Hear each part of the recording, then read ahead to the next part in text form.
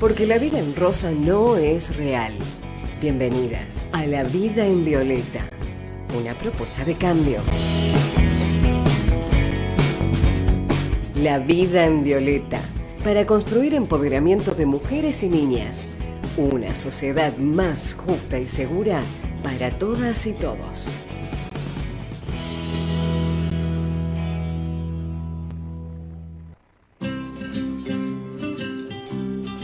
Muy buenas tardes, bienvenidas y, por qué no, bienvenidos a una nueva emisión de La Vida en Violeta.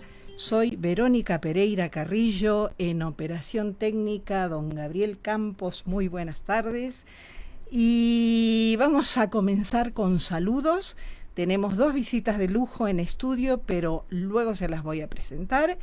Un gran saludo a Laura Franco, nuestra abogada asesora en materia legal. Un gran saludo. Ella no va a poder estar con nosotras hoy, pero probablemente el próximo martes sí. Así que vaya todo muy bien, querida Laura. Bueno, dos oyentes nos envían sus comentarios. María Esther Zapac, bueno, en realidad la verdad que son bastantes más los comentarios, pero vamos a ir de a poquito comentándolos y refiriéndonos a ellos. María Esther Zapac, docente universitaria, que dice: excelente tu programa, tu profesionalidad y tu sensibilidad para abordar cada uno de los temas de la realidad social. Felicitaciones y por muchos años más. Un gran saludo, María Esther, viniendo de vos. Sé que, bueno, es algo para pensarlo y para celebrar. Sara Barney, de la Red Viva, que es una ONG que trabaja temas que tienen que ver con lo que hoy vamos a hablar en esta emisión. Sara nos dice: excelente trabajo de concientización, compromiso para con la sociedad y trabajo diario por los derechos de las mujeres, niñas y niños. Un placer de compañera Verónica y equipo. Un gran abrazo, Sara. Sé que estos días son realmente muy movidos para vos y todo tu equipo de la ONG, así que un abrazo sororo desde San Salvador de Jujuy para vos y todo tu equipo. Y recuerdo a las personas que nos estén escuchando que La Vida en Violeta tiene una página de Facebook en donde creamos por cada emisión un evento, y en ese evento colgamos información sobre los temas que vamos a abordar cada martes. Así que, bueno, por supuesto, el día de hoy, la emisión de hoy, tiene su evento. Vayan, miren, infórmense. Tratamos de hacer una compilación de los artículos y textos más significativos sobre los temas que abordamos cada emisión. ¿Qué vamos a hablar hoy? Bueno, hoy vamos a hablar de algo muy importante para las mujeres, para todos, pero para las mujeres muy especialmente. Y vamos a hablar de psicología jurídica, porque por primera vez se va a organizar en Jujuy las Jornadas Nacionales de Psicología Jurídica. Y para eso tenemos en estudio a la señora Marcela Poggio, presidenta del Colegio de Psicólogos de Jujuy, y la señora Eugenia Auvieux, miembro de la comisión organizadora de dichas jornadas. ¿Cómo están ambas? Hola, qué gusto tenerlas. Vamos a hablar con ustedes después de la presentación y la cortina. Luego vamos a entrevistar a alguien, a una comunicadora excepcional, a Sandra Míguez, que ha publicado recientemente un libro muy interesante y que tiene mucho que ver con estas jornadas y con este tema, que se llama el libro Crímenes Menores. Y por supuesto tendremos a nuestras compañeras de equipo, Mujeres por Ingeniería, quien nos van a hablar de otras jornadas que tienen que ver también con género e informática. Vamos, por favor, a una cortina musical y ya comenzamos. Decíamos que tenemos en estudio a la licenciada Marcela Poggio, presidenta del Colegio de Psicólogos de Jujuy. Muy buenas tardes, licenciada. Buenas tardes, Verónica, gracias por la invitación. Y a la licenciada también, Eugenia Auvieux, miembro de la Comisión Organizadora de las Jornadas Nacionales de Psicología Jurídica. Hola, buenas tardes. Bueno, yo no sé si las oyentes han tenido la experiencia de estar en un proceso judicial. Son numerosas las mujeres que han estado en procesos judiciales y que han ido siempre con la idea de tengo la razón, si tengo la razón no tengo nada que temer, y de pronto nos encontramos con que como toda institución humana está permeada de un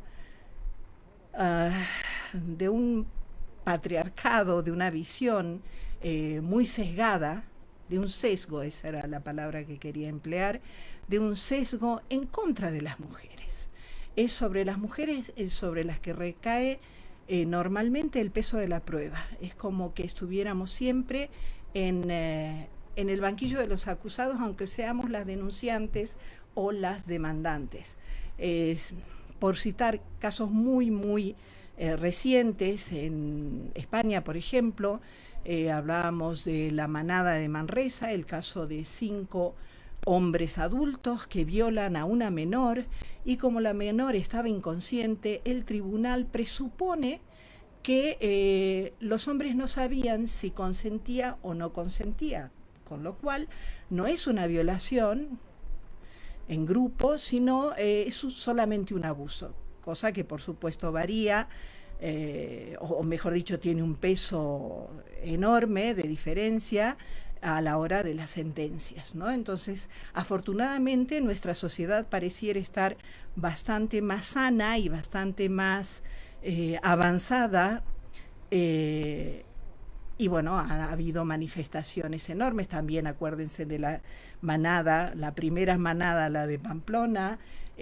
Aquí también tenemos, citado a Sara Barney, tenemos a las madres protectoras que de pronto ven que con artimañas jurídicas algunos padres maltratadores o abusivos e incluso incestuosos argumentan este inexistente mito del síndrome de alienación parental para o quitarles los hijos o hacerles de como palanca de extorsión para que las mujeres digan, bueno, voy a ceder mis derechos económicos, pero por favor a los niños no los dañes, no los destruyas y no los hagamos pasar por pericias judiciales. En este sentido, tenemos a los psicólogos y psicólogas que pueden ser un enorme aliado, enormes aliadas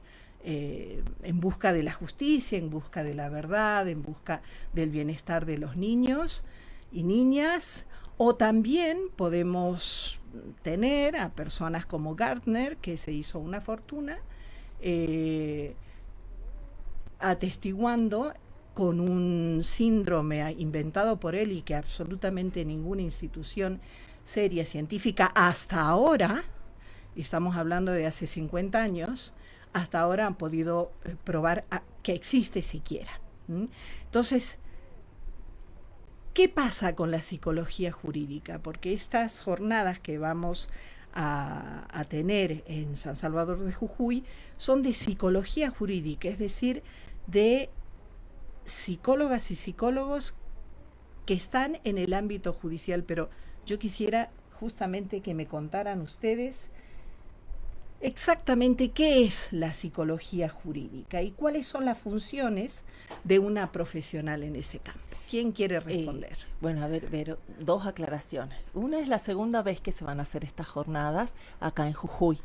Pero la diferencia, y creo que eso hace mucho más grato o mucho más importante, mi expresión fue, se nos está yendo de las manos por la convocatoria. ¡Qué maravilla!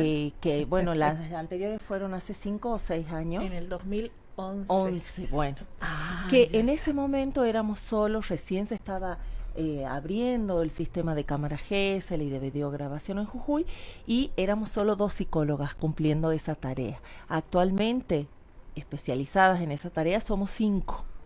Lo Ok. que habla, por un lado, de la dedicación de la sociedad o de la escucha de la sociedad y la disposición de recursos, y por otro lado, lamentablemente, también del aumento de las denuncias. La psicología Y jurídica... también, perdón, de la conciencia de que se necesita hablar este tema, ¿no?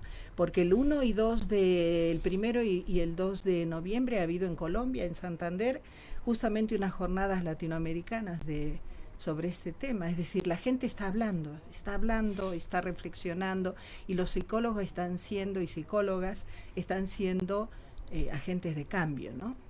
eh, Creo que somos todos y que la responsabilidad nos atañe a todos. Muchas veces yo me escucho diciéndole a las mamás, a las tías, a las abuelas, a las colegas, nos tenemos que quejar, tenemos que pedir más, que las leyes cambien, etcétera, y eso nos atañe como ciudadanos. Vos preguntabas, Vero, qué era la psicología jurídica, y la psicología Exacto. jurídica... Digo, para nuestras oyentes, bueno, y para Para- mí en primer lugar. atiende específicamente a esa conexión o esa imbrincación que hay entre el derecho, que es la parte objetiva social, una parte de la objetividad social, y lo psicológico, que tiene que ver con los sujetos. ¿Y qué podemos decir desde el lugar de psicólogos acerca de los sujetos individuales o en grupo hacia algo que tiene que ver con algún hecho que pasa por lo legal y de lo que la justicia requiere información? ¿Sí? Fundamentalmente esa sería, o es la definición que a mí más me gusta de psicología jurídica. También tengo que reconocer que va por ahí, ¿no? Un Excelente. gusto. Entonces, una psicóloga jurídica va a intervenir en casos de... Litigios familiares, investigaciones penales, criminológicas, esto que mencionamos de la Cámara GESEL y tomar las declaraciones de los niños. ¿Me pueden contar qué es la Cámara GESEL para las oyentes? La Cámara... Nosotras aquí intentamos llegar a las personas más lejanas de los temas que manejamos, justamente para tratar de crear conciencia, ¿no? La Cámara GESEL es un dispositivo que idea otro psicólogo, Arnold Gesell, hace muchísimo tiempo. Su objetivo era la investigación. También en el área que después... sistémica, digo esto porque muchos van a poder encontrar esto del síndrome de alienación parental desde un psicólogo, y esto ha aprendido mucho en Argentina con psicólogos que hacen teoría sistémica o desde la línea sistémica. Aún así, acá estamos en una especie de cámara GESEL, tenemos un vidrio de un lado, estamos nosotras, y del otro lado está el operador. En el caso del dispositivo judicial, de un lado está la psicóloga o el psicólogo con el niño que está declarando, y del otro lado está el fiscal en la actualidad, acá en Jujuy. Antes trabajábamos con los jueces de instrucción y todos los operadores judiciales que tengan que estar escuchando al niño y escuchando lo que el ¿Y niño por qué dice. se hace eso? Perdón, sé que para ustedes son preguntas muy básicas, pero repito que necesito establecer las nociones más básicas. Se hace eso, Verónica, porque es la forma que se ha encontrado más óptima en este momento para poder tomar declaraciones a los niños, y que los niños pasen por única vez por el sistema judicial declarando. No quita esto que luego haya las pericias psicológicas y otras intervenciones, sobre todo en el ámbito penal, pero es la única vez en la que tiene que declarar el niño. Y todo queda videograbado, ¿sí? Correcto, porque si no, antes las niñas y los niños tenían que recitar una y otra vez por ahí como cualquier el cuento adulto, de un abuso sexual, que es terrible, ¿no? las peleas entre Revictimizarlo los de padres. alguna forma, el sistema los revictimizaba, ¿no? Es así, Verónica. Y justamente uno de los que expositores con los que vamos a contar en las jornadas, que es el doctor Rosansky, Carlos Rosansky. Él es uno de los impulsores de toda esta implementación de este dispositivo en la Argentina. Contamos también con otro sistema en Jujuy, no solo una cámara Gesell propiamente dicha, sino lo que nosotros llamamos la sala de videograbación, que es un espacio con circuito cerrado de televisión. Y también en San Pedro de Jujuy se cuenta con un dispositivo similar. Excelente, excelente. Por ahí también aclararte, Verónica, que para los oyentes el Código Procesal Penal de la provincia es el que obliga de alguna manera a que esto se realice en cámara Gesell a todos los menores de 16 años. Y en algunos casos, si los de 16, 17 no estarían en condiciones de declarar también frente a un fiscal o un ayudante fiscal, también pueden ser evaluados ante esta situación para ver si van a cámara Gesell o directamente tienen una denuncia convencional y una declaración convencional. Correcto, muy bien. Vamos a seguir un poquito. ¿Cuál es el aporte de la psicología jurídica respecto de las mujeres, ¿no? De las mujeres que son judicializadas por alguna razón o en el ámbito familiar normalmente? ¿Cuál es el aporte, no? ¿Ayuda a avanzar sobre una mirada tradicional y misógina? Tenemos que, bueno, el medio del derecho, a pesar de que está ejercido por muchas mujeres, y siempre recalcamos en La vida en violeta que no es el caso, no vamos a juzgar a una mujer necesariamente no es feminista y un hombre necesariamente machista. El machismo primero nos atraviesa a todas y a todos. Algunos y algunas nos debatimos y luchamos para deconstruirnos más o menos, pero bueno, el psicólogo, la psicóloga jurídica, puede visualizar aquí está habiendo un sesgo patriarcal. ¿Cuál es el aporte? ¿Cómo lo ven ustedes? Depende de dónde se dé. Hemos ido pasando por muchas situaciones. Creo que sobre todo la escucha a los niños se debe a los operadores de distintos sexos. O sea, te menciono Rosansky, pero muchos jueces de menores en Jujuy, que los primeros jueces de menores fueron varones, el doctor Paoloni y el doctor Camada también apoyaron estas iniciativas, donde lo que se busca es que todo ciudadano sea sujeto de derechos. Correcto. Indistintamente del sexo que tenga.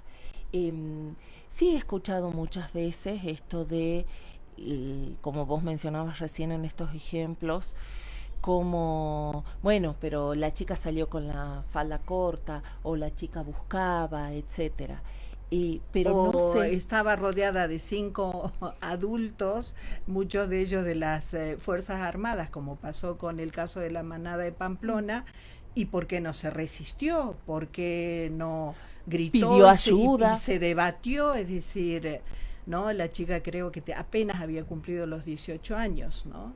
Es que una psicóloga jurídica puede decir, miren, no, porque una víctima de abuso y de violación puede paralizarse, y de hecho es lo más inteligente que hizo, no tratar de luchar, ¿no? Justamente, Verónica, no una víctima puede paralizarse, cualquier persona puede paralizarse, porque eso depende de las características de personalidad de cada uno, y ahí está la labor del psicólogo jurídico que trabaja en el ámbito de la justicia, ¿no? Poder determinar estas características de personalidad que haría que uno reaccione de una manera y otro de otra, tanto víctima como victimario. Por ahí está asociado el tamaño físico, la edad, con la posibilidad de reacción, y no, tiene que ver con toda una historia de vida y una personalidad que son las que la sostienen y las que la vayan a llevar a poder reaccionar de diferentes maneras.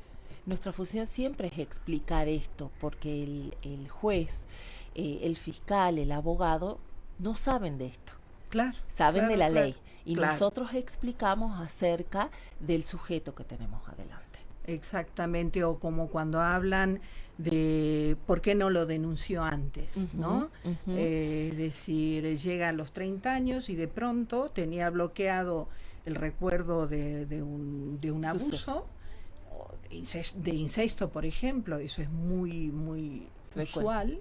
A mí me ha tocado como coach, y yo por supuesto refería en el segundo a psicólogas y psicólogos, porque evidentemente eso va mucho más allá de un acompañamiento de coach, ¿no? Pero me ha tocado de gente que de pronto, clac, se acuerdan y claro, hacen la denuncia, ha pasado mucho tiempo del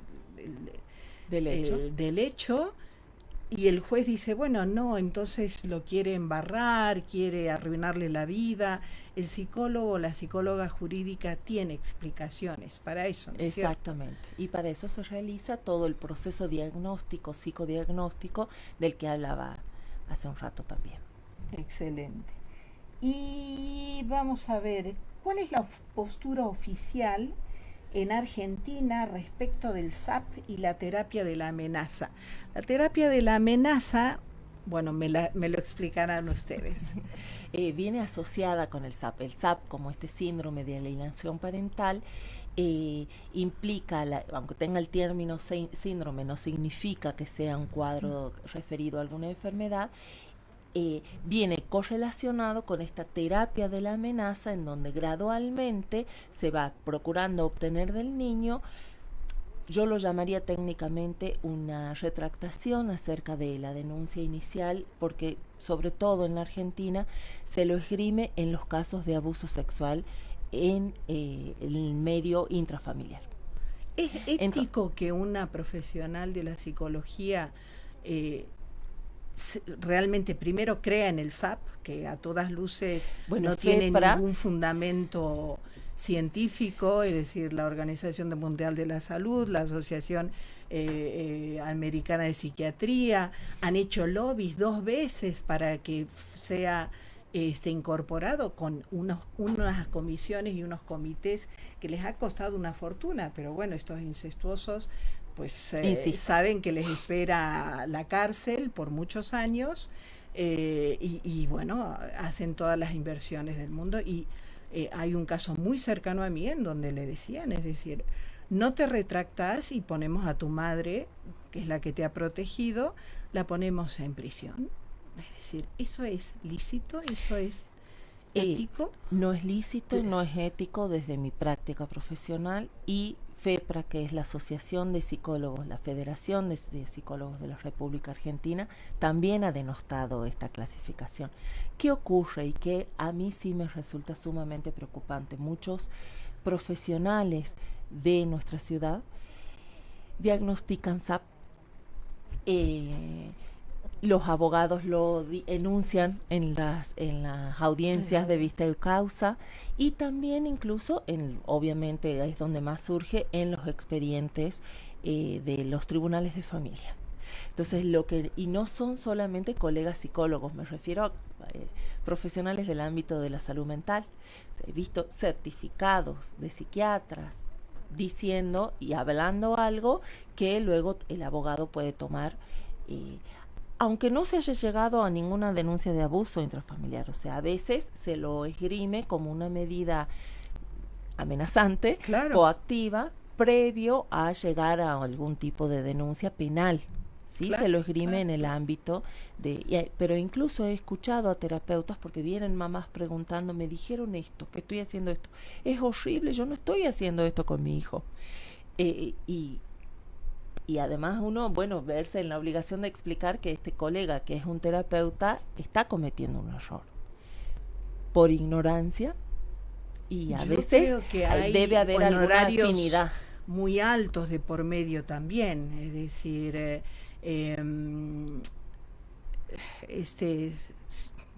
señor Gardner se hizo una fortuna.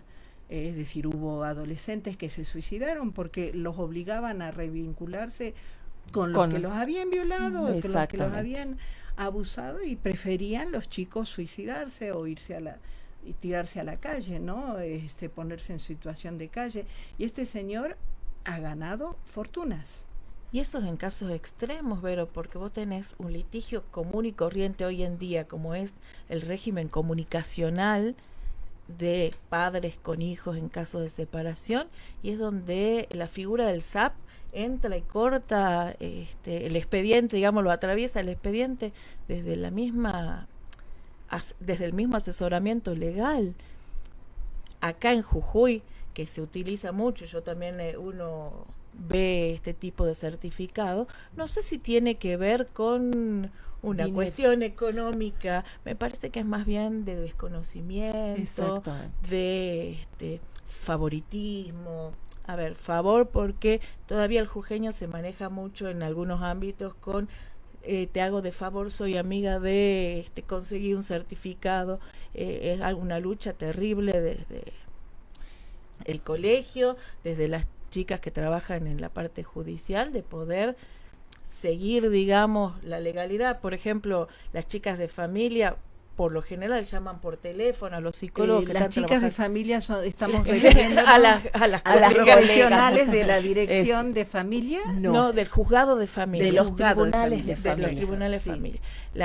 Por lo general, cuando a cualquiera de las partes de un litigio presenta algún certificado, tanto de los niños como de los padres, de ambos padres, las colegas de tribunales lo que hacen es llamar por teléfono al profesional que lo está tratando y hablar de la conflictiva, del pronóstico que tiene esta persona que concurre a tratamiento, como también para comprobar si es real el tratamiento que está realizando.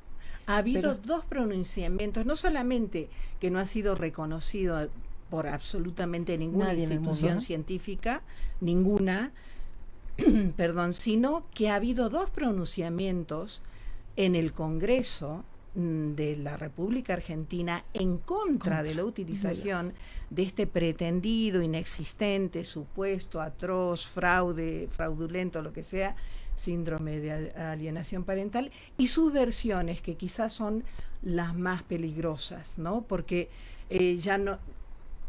Alguien mínimamente inteligente no va a poner SAP, porque bueno, aquí están todas las pruebas, en ningún lugar del mundo, 2 o 3 países de casi 200 se lo reconoce, etcétera, etcétera, pero sí de pronto está, se inocula el relato. Entonces, exacto, ¿no? Y entonces, ¿qué es qué tiene que hacer una psicóloga, una profesional jurídica con una ética y con el conocimiento de esto? ¿Cuál es su papel? Informar, fundamentalmente. ¿A quién? Lo que pasa es que a veces nos damos con esas situaciones en la instancia de audiencia, donde se está debatiendo el futuro de ciertos derechos de esta persona que está imputada, y son la parte de la defensa técnica del imputado en la que dice, porque acá usted no le habrá pasado por alto que estamos ante un caso de síndrome de alienación parental, entonces uno tiene que expresarse largo y tendido acerca de puntos teóricos y poder explicar desde el lugar del conocimiento qué es lo que ocurre con este falso síndrome. Por eso hablamos de falso síndrome.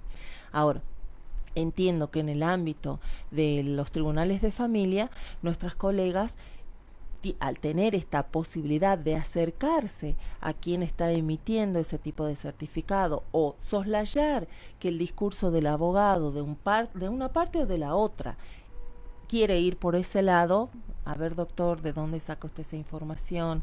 ¿Quién es su asesor? Usted sabe que eso no existe, usted sabe que no existe en ninguna clasificación de enfermedades ese síndrome que usted está enunciando. Usted sabe que está hablando desde el lugar de la ignorancia, o lo que es peor, yo lo veo desde ese lugar, de la moda. Y es que aparte, porque no está lo económico jugando acá en Jujuy, es lo que está de moda. Ay, ¿cómo no sabes?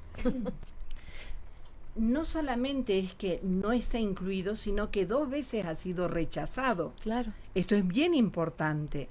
Es decir, no es que no se incluyó por un capricho, un descuido, un olvido o una omisión involuntaria. No. 2 veces se formaron comisiones y 2 veces se dijo, señores, no existe este síndrome. no existe. ¿Por qué preferimos los seres humanos hacer todo este tipo de narrativa posverdad, de narrativa, en vez de decir, bueno, yo realmente respeto a mi hija, a mi hijo, construyo una relación humana, cariñosa, cercana y respetuosa con mi hija y con mi hijo, y desde luego los chicos van a querer ver a ese progenitor. Es decir, si el chico no quiere o la chica no quiere verlo, ese progenitor, por algo es. Y si está diciendo que se abusó, habrá que creer, ¿no? Lo que pasa, Vero, que acá juegan muchas posturas muy egoístas de parte de los protagonistas, y el que queda olvidado es el niño, que es el que está en el medio. Esto de que el niño es el botín de guerra de ambos padres, es muy común, pero por suerte la justicia, por lo menos la jujeña, escucha mucho la opinión o la sugerencia de nosotros los profesionales de la psicología. En familia los equipos interdisciplinarios son muy bien vistos y escuchados por los jueces de familia. Excelente. Entonces, todas estas problemáticas y más van a ser abordadas en las jornadas. Cuéntenos qué días, a qué hora, dónde hay que inscribirse, para nuestras oyentes que puedan estar interesadas, si hay todavía tiempo para inscripción. Sí, el tiempo no termina. Las jornadas son el 15 y el 16 de noviembre en sede de la UCSE, de nuestra sede de Jujuy, en la calle La Valle 333. Y la acreditación es hasta minutos antes que inicie la jornada. Inclusive calculo, como somos los jujeños que hacemos todo a último momento, mientras esté el acto inaugural seguirán inscribiéndose, acreditándose. Hay numerosos trabajos que van a presentar. Por ejemplo, antes de ayer hemos incluido, por ejemplo, a gente del Patronato de Liberados de Tierra del Fuego, que viene a presentar su trabajo, para lo cual nos queda las dos puntas de la Argentina en una misma mesa, porque va a presentar Jujuy y Tierra del Fuego su trabajo sobre lo que hace posliberación, o sea, lo que sería el post-tratamiento penitenciario. Excelente, excelente. Y bueno, como ya hemos anunciado, va a estar el juez Carlos Rosansky, amigo del programa. La vez pasada, en la emisión pasada, lo hemos entrevistado justamente, y bueno, esperamos poder entrevistarlo en vivo y en directo. Siempre lo hemos hecho por teléfono. Y también a gente de reconocida trayectoria internacional como Mabel Bianco del FEIM, en fin. El doctor Degano, que también tiene una trayectoria sobre todo académica en la formación de psicólogos y en la especialidad de psicología jurídica en Rosario, en Córdoba, y Norma Mioto, que es una destacada profesional y colega que se ha desempeñado en la Corte Suprema como psicóloga, y además ella es la socia fundadora de APFRA, que es la Asociación de Psicólogos Forenses de la República Argentina. Excelente. Licenciada Marcela Poggio, presidenta del Colegio de Psicólogos de Jujuy, licenciada Eugenia Auvieux, miembro de la comisión organizadora de las Jornadas Nacionales de Psicología Jurídica. Mil gracias por haber estado en La Vida en Violeta. Vamos a nuestro primer tema musical, por favor. Vamos a Ani DiFranco en Play God, y el mensaje de Ani es: no es tu rol, no es tu papel decidir sobre mi cuerpo, sobre mi vida, no juegues a Dios. Y tenemos en este segundo segmento de La Vida en Violeta a una persona maravillosa, una comunicadora feminista, que además es autora de un libro que está presentando, un libro muy interesante y que se entronca justamente con el tema que veníamos hablando de psicología jurídica. Tenemos en el teléfono a Sandra Míguez. Hola Sandra, ¿cómo estás? Qué gusto tenerte en La Vida en Violeta. Un gusto saludarte, Verónica. La verdad es que, como siempre, un placer comunicarme con vos, con tu audiencia y, por supuesto, con la gente de la querida Jujuy, que tanto quiero. Así que el placer es mío. Muchas gracias. Sandra, has escrito un libro que está siendo muy bien valorado y que estás presentando. Es un libro muy duro también. Se llama Crímenes Menores. Cuéntanos un poco sobre el mismo, porfa.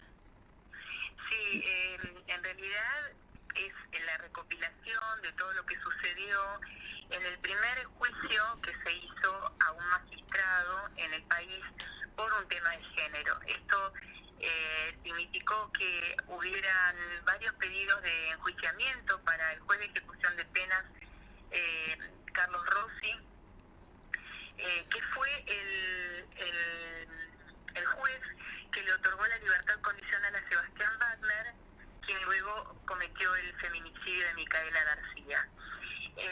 Ese juicio, que se sustanció luego del juicio que se le hizo a Wagner, donde fue encontrado culpable del feminicidio de Micaela,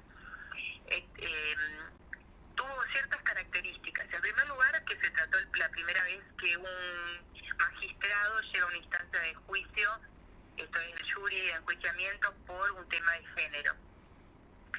En segundo lugar, la característica que tuvo es el aporte de Perdón que te interrumpa. Es muy importante esto que decís, porque hay mucha gente que cree que los jueces y las juezas son absolutamente inapelables y sus sentencias no pueden ser revertidas o no tienen ninguna responsabilidad posterior a la sentencia, ¿no? Luego, si nos podés contar qué es un jury, sería muy, muy importante. Sí, un jury es una figura que permite que en determinadas cuestiones un magistrado pueda ser sometido a un proceso de enjuiciamiento, ¿no? Y en este caso se trataba de varios pedidos a través de distintas organizaciones, en particular de la Asamblea de Mujeres Lesbianas, Travestis y Trans de la ciudad de Paraná, que presentó este pedido de enjuiciamiento por considerar que el juez había incurrido en mal desempeño de sus funciones y que además argumenta, ¿no? Presenta todos los argumentos referidos a por qué creen que ha incurrido en el tema de mal desempeño. Fundamentalmente había una cuestión nodal, podríamos decir, que era que había reiterados informes de los equipos técnicos, es decir, de especialistas de la psiquiatría, de la psicología, del trabajo social, que estaban en contacto directo con el preso, es decir, con Sebastián Wagner, que ya había cometido 2 violaciones, estaba purgando esas penas, por esas condenas, por eso había sido condenado y estaba preso, y los equipos técnicos de los profesionales que lo asistían dentro del penal, 3 equipos técnicos, uno de ellos específicamente del propio juzgado de ejecución de penas del juez Carlos Rossi, indicaban que no había que darle la libertad condicional a Wagner. Sin embargo, esto no fue tenido en cuenta por el magistrado, que haciendo uso de una prerrogativa que tienen los jueces, que es de considerar que no son vinculantes estos informes, decide no obstante darle la libertad condicional, y en ese periodo en que está usufructuando de la libertad condicional, Wagner vuelve a cometer este delito aberrante contra la vida de Micaela García. Esto motivó a 7 pedidos de enjuiciamiento al magistrado, uno de ellos que para mí es el más relevante porque lo que plantea es justamente el tema de la necesidad de la incorporación de la perspectiva de género, ese que presentó la Asamblea de Mujeres Lesbianas, Travestis y Trans de la ciudad de Paraná, con abogadas patrocinantes, y donde se incorporó una figura también jurídica que es la participación de personas especializadas en la temática, en calidad de testigos de contexto. Y esto es lo que tuvieron oportunidad de realizar tanto Rita Segato como Enrique Stola, con una participación que fue muy profunda, y que sin embargo tampoco el tribunal que estaba le dio suficiente lugar a estos planteos de estos especialistas, de estas personas especializadas. Entonces, al tiempo, digamos, de seguir todo este desarrollo, de ver que finalmente el tribunal decidió absolver al juez, al magistrado, y que rápidamente se lo restituyó en su cargo, lo que pudimos dar cuenta en todo ese proceso, a través de esta investigación periodística, es justamente la falta de la perspectiva de género, la falta de consideración a cuestiones que son fundamentales, como es el derecho de las mujeres a ser considerados como temas mayores, no como temas que tienen que ver cuando se violan estos derechos que son realmente considerados como si fueran crímenes menores, podría decir el nombre del libro, cuando en realidad tienen que ser considerados como si fueran delitos de lesa humanidad.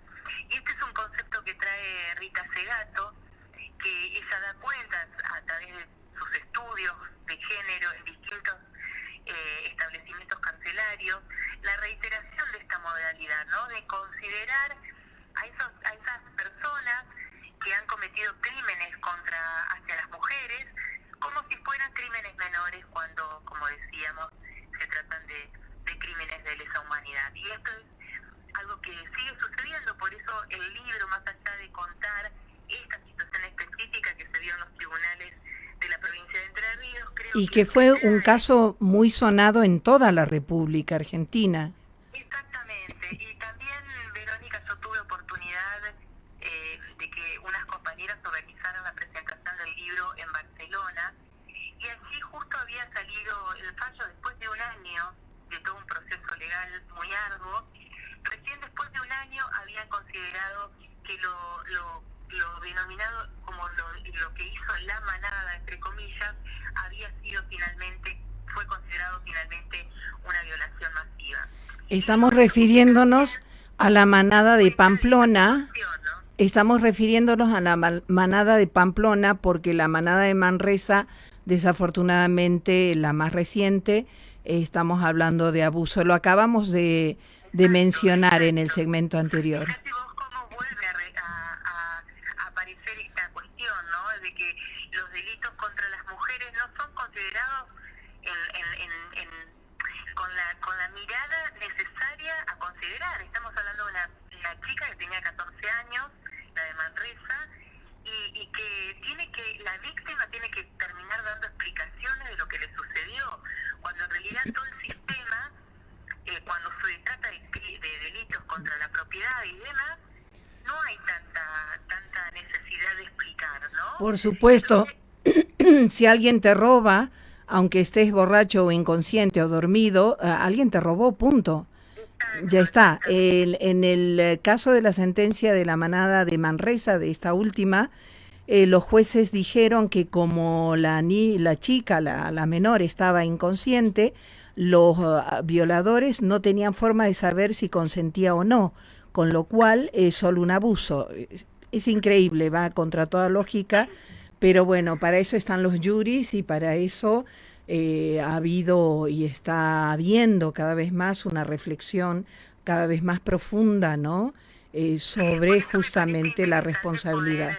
Poder dejar esto planteado como un documento a analizar. Y como a mí me gusta señalar, yo me encontré con muchas preguntas de este tipo, ¿no? De por qué tal cosa, por qué tal otra, sirve nuestro sistema penitenciario, qué habría que modificar, qué pasa con los casos de delitos sexuales, en fin, una serie de preguntas que creo que nos debemos responder como sociedad, dar un profundo debate para que estas cosas comiencen a cambiar. Y a partir de esta documentación que sirva por lo menos como un disparador para hacernos esas tantas preguntas y poder esbozar algunas respuestas. Absolutamente. Sandra Míguez, sos un modelo de periodismo investigativo, de periodismo feminista, de seriedad en tu forma de comunicar. Bueno, ya esperamos pronto que llegue el libro a Jujuy. Se llama Crímenes Menores. ¿De qué editorial es? Es de la editorial, una editorial independiente de aquí de la ciudad de Paraná, Azogue libros, y Lucas Mercado es el editor responsable, así que la verdad que hemos hecho un trabajo muy respetuoso, la verdad que muy interesante. Para mí fue de mucho aprendizaje, y Lucas, a través de su sitio de Facebook, ya sea el suyo personal o el de Azogue Libros, también en Instagram, se encarga de todo lo que tiene que ver con la distribución de aquellas personas que quieren el libro, de la venta y de la organización de estas charlas que vamos a estar este jueves en Tierra Violeta, que es un queridísimo espacio también feminista en la ciudad de Buenos Aires, conversando sobre el libro y sobre estas particularidades que adelantamos acá en La Vida en Violeta, que es un programa que me tomo un minuto para felicitarte, Verónica, y también alentar a que haya más espacios con visión feminista, con perspectiva de género, para promover los derechos de todas y de todos, que me parece que es justamente una de las cuestiones que necesitamos también en el campo de la comunicación. Así que felicitarte por este espacio y agradecerte por la disponibilidad que siempre me has dado aquí en La Vida en Violeta. Mil gracias, Sandra. Para las oyentes y los oyentes que estén interesados en el tema, Crímenes Menores, de Sandra Míguez, editorial Azogue, con Z. Mil gracias, Sandra. Un gran abrazo desde San Salvador de Jujuy y desde La Vida en Violeta, por supuesto. Un beso grande y muchísimas gracias, Verónica. Vamos a nuestro segundo tema musical, por favor.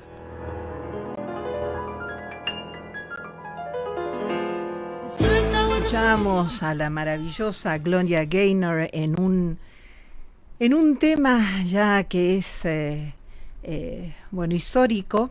Voy a sobrevivir, ¿no? Comienza y que tiene que ver mucho con lo que pasamos algunas mujeres desde un problema grave, un divorcio, una contrariedad mayúscula, al principio estamos petrificadas, como dice Gloria Gaynor, y luego nos damos cuenta que no solamente vamos a sobrevivir, sino que vamos a vivir mucho mejor. Tenemos en estudio a una referente de Mujeres por Ingeniería, a mi tocaya, hoy es el Día de las Verónicas, a Verónica Peñalba. ¿Cómo estás, Verónica? ¿De qué nos vas a hablar? Buenas tardes, Verónica. Buenas tardes a toda la audiencia. Bien, esta semana tenemos dos buenas noticias para las mujeres en Argentina. Una es que ONU Mujeres premiará a empresas que trabajen con programas referidos a igualdad de género. El galardón, que ya se celebró en otros países de la región como Brasil, Uruguay y Ecuador, es una iniciativa que tiene como objetivo incentivar y reconocer los esfuerzos de las empresas que tienen prácticas, programas y acciones para la promoción de la cultura, de la igualdad de género y el empoderamiento de la mujer en la Argentina. Las empresas que podrán inscribirse gratuitamente del 1 de noviembre al 31 de diciembre en el sitio web de www.premioswebsargentina.com.ar, donde deberán completar un cuestionario sobre las aplicaciones de los principios de empoderamiento de las mujeres. WEBS, por sus siglas en inglés, iniciativa del año 2010 del Pacto Global de Naciones Unidas y ONU Mujeres. Esa es una. Y la otra es referido a la doctora Diana Mafía, a quien tuvimos la oportunidad de conocer en el Congreso Internacional de Géneros de TIC, que se desarrolló este año en Santa Fe, en junio. Bien, el pasado 31 de octubre, conocido como el Día de las Brujas, especialmente en los países del norte, en la Universidad Nacional de Córdoba se le otorgó el título de honoris causa a Diana Mafía. ¿De doctora honoris causa? Sí. De doctora honoris, bien. Quien nos dice: no nos quemaron a todas, estamos aquí y somos un montón. Fue reconocida por su extensa trayectoria en la gestión pública y académica. Tras el acto dictó la conferencia Mujeres y Autonomía, la ciudadanía desmentida. Mafía es doctora en filosofía, profesora e investigadora del Instituto Interdisciplinario de Estudios en Género de la UBA. Es una reconocida militante feminista, además es miembro y fundadora de la Red Argentina de Ciencia, Género y Tecnología, RACCIT, y actualmente dirige el Observatorio de Género en la Justicia en el Consejo de la Magistratura de la Ciudad de Buenos Aires. También se desempeñó como diputada en la Ciudad Autónoma de Buenos Aires entre el 2007 y 2011 y fue defensora del pueblo de la ciudadanía en Buenos Aires en el área de derechos humanos entre 1998 y 2003. Bastante extenso su currículum, pero eso es un resumen bien merecido para Diana Mafia. Excelente, mil gracias. Vamos a nuestro tercer tema musical. Ha sido Verónica Peñalba de Mujeres por Ingeniería para la Vida en Violeta. Perdón. Sí, quería mandar un saludo a Cecilia, que está cumpliendo años hoy. Así que besitos a ella. De Mujeres por Ingeniería. Exactamente. Excelente. Muchísimas gracias. Y vamos a nuestro breve tercer tema musical, por favor. Vamos a Miss Bolivia en Se Quema, Se Quema. Y tengo que decir que es un tema excelente, así que recomendamos desde La Vida en Violeta a Miss Bolivia en todos sus temas, pero en este especialmente es un tema que tiene mucho ritmo y que tiene muchísimas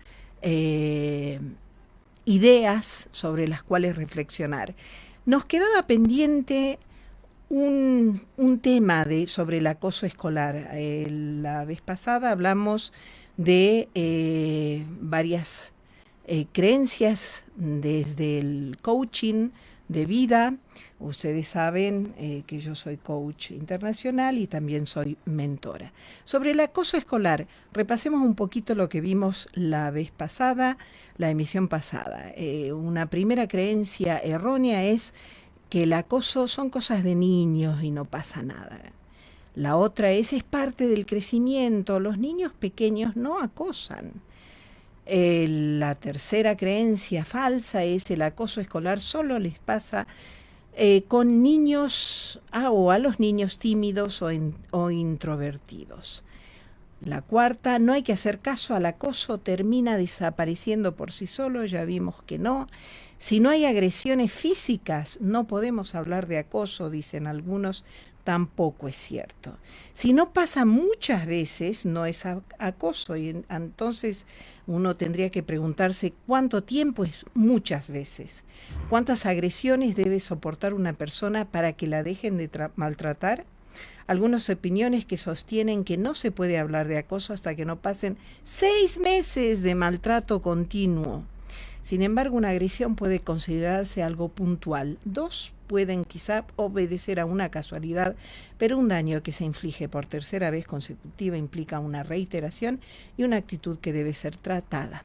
En séptimo lugar, el acoso escolar ha existido siempre. Bueno, pareciera que eso exime de responsabilidad de intervenir a los adultos. Y uno se pregunta, ¿es razonable permitir que un mal persista o no combatirlo por el solo hecho de que ha existido siempre? Gracias a numerosos informes e investigaciones sociales, se conoce mucho mejor que antes las nefastas consecuencias de no evitar el acoso escolar. Las consecuencias son depresión, ansiedad, ideaciones de suicidio, a veces suicidio, desafortunadamente. Además, los niños tienen cada vez más fácil acceso a escenas de violencia y están perdiendo el respeto tanto a la figura del profesor como a la del mismo padre o madre. Una justificación habitual es «lo hago porque puedo». Lo que haya sucedido en el pasado con un problema no puede convertirse en referencia de conducta si no ha servido para solucionarlo. El número 8 del artículo que empezamos a leer la emisión pasada dice: el colegio ha hecho lo que debía, ha abierto protocolo y ya está, pareciera. Un protocolo contra el acoso es muy útil solo si evita que se produzca o si una vez producido contribuye a atajarlo. Pero la mera existencia y la aplicación de un protocolo por sí solas no solucionan nada. Muchos protocolos contra el bullying son puramente reactivos. empiezan a apagar el fuego con un extintor cuando la casa incendiada ya está en ruinas. Y los materiales, los niños son material sensible que debe ser rápidamente protegido, nos dicen. Cuando por seguir un protocolo los educadores se dedican a rellenar formularios solamente, se convierte más en continuidad del problema que en solución del mismo. Por el contrario, los protocolos de prevención son más eficaces de prevención, no de intervención, pues reducen un 50% los casos de bullying en centros educativos. La novena creencia falsa sobre el bullying es: mi hijo no acosa, eso es imposible. Y nadie se comporta en su casa con la misma naturalidad que en su trabajo, los niños tampoco. Los padres no somos conscientes de todo lo que hace nuestro hijo o hija en el centro escolar. 8 de cada 10 padres se ponen de parte de su hijo acusado de acoso escolar. Se recomienda a estos padres sobreprotectores, que acudan como público a un juicio de menores para comprobar con sus propios ojos en lo que se puede llegar a convertir un hijo al que no se ha corregido a tiempo. En ocasiones, prosigue el artículo, el centro escolar cumple con todos los pasos requeridos para evitar un acoso y son los padres quienes impiden que su hijo reciba un castigo educativo, como llegar 1 hora antes al colegio o limpiar el aula. Es fundamental que los padres apoyen las sanciones, no punitivas, sino educativas, que se aplican a sus hijos cuando han acosado a un compañero. La 10ª y penúltima es: ¿cómo no me he dado cuenta de que mi hija sufre acoso? Todo acoso arroja unas señales que pueden ser percibidas en el entorno de quien lo sufre, siempre que se preste la atención debida. Las madres y los padres deben estar atentas a señales que pueden indicar que algo no marcha bien. La niña tiene miedo, duerme mal, pierde con frecuencia los útiles escolares, llega con arañazos o cicatrices, se levanta con vómitos, mareos o fatiga. A una madre que se sorprende al enterarse que su hija sufre acoso, hay que preguntarle: ¿conoces bien a tu hija? Y la última: no se puede hacer nada contra los acosadores porque no hay sanción penal contra ellos, argumentan algunos. Que un niño no tenga responsabilidad penal, esto es bien importante, no significa que no tenga derecho a ser corregido. Si para reeducarlo hay que castigarlo, debe aplicarse el castigo adecuado para corregir sus errores. El niño que acosa tiene una responsabilidad y debe entender que sus malos comportamientos arrastran consecuencias negativas para él. Se recomienda que los centros educativos gocen de cierto margen de autonomía para sancionar a los niños acosadores sin contar con el permiso de los padres o madres.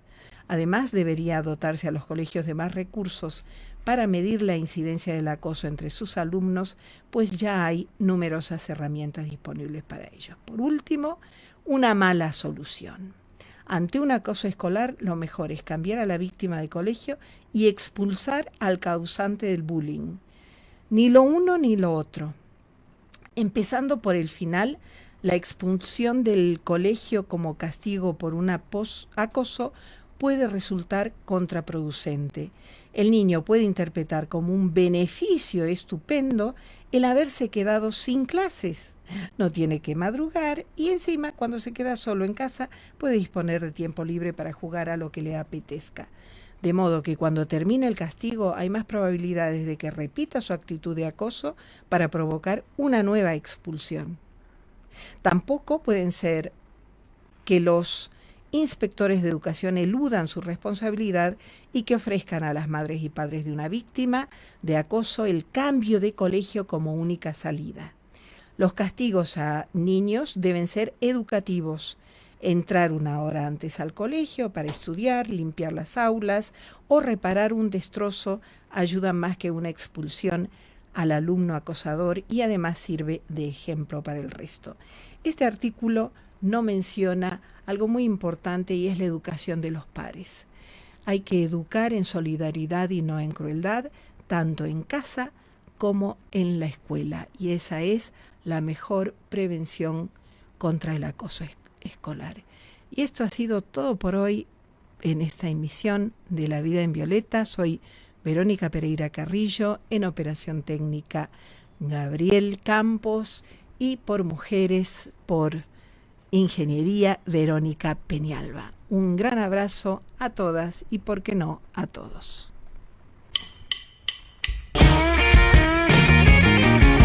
Esto fue La Vida en Violeta, una propuesta de nuevos enfoques, iniciativas y empoderamiento. Te esperamos todos los martes. Tu radio, FM Sol 100.1, San Salvador de Jujuy, Argentina.